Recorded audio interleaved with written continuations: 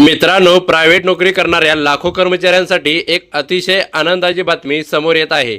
कारण लवकरच पीएफ म्हणजेच भविष्य निर्वाह निधीवरील व्याजदरांचा अधिकृत ऐलान होण्याची शक्यता आहे. सध्या पीएफ खात्यावर 8.25% इतका व्याजदर दिला जात आहे.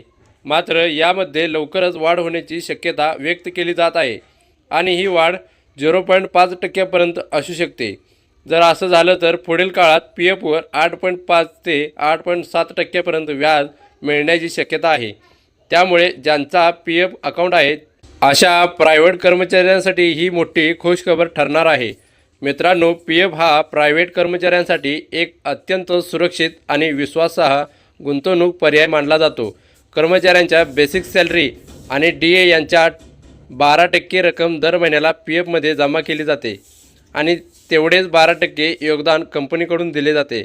अशा प्रकारे दर महिन्याला थोडी थोडी रक्कम जमा होत राहते आणि कालांतराने त्याचाच एक मोठा फंड तयार होतो, जो भविष्यासाठी खूप उपयोगी ठरतो. पीएफवर मिळणारे व्याज हे आर्थिक वर्षानुसार मोजले जाते. आर्थिक वर्ष 2024-25 म्हणजेच 1 एप्रिल 2024 ते 31 मार्च 2025 या कालावधीत केलेल्या योगदानावर व्याजाची गणना केली जाते. ही गणना दर महिन्याच्या क्लोजिंग बॅलन्सच्या आधारावर होते आणि संपूर्ण आर्थिक वर्ष संपल्यानंतर हे व्याज खात्यात जमा केले जाते.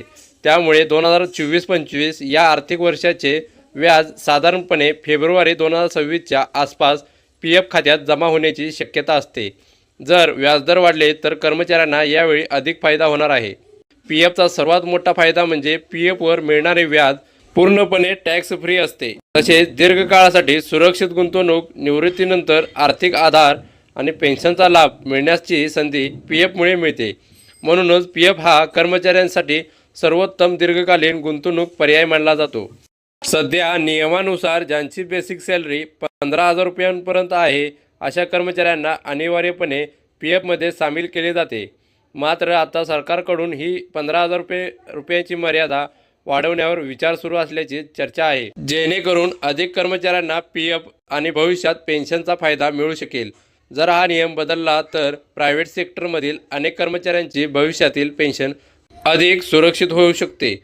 मित्रांनो, जर तुम्हाला जाणून घ्यायचं असेल की तुमच्या पीएफ खात्यात दरवर्षी किती व्याज जमा होतं आणि सध्या किती फंड जमा आहे, तर त्यासाठी कुठेही जाण्याची गरज नाही.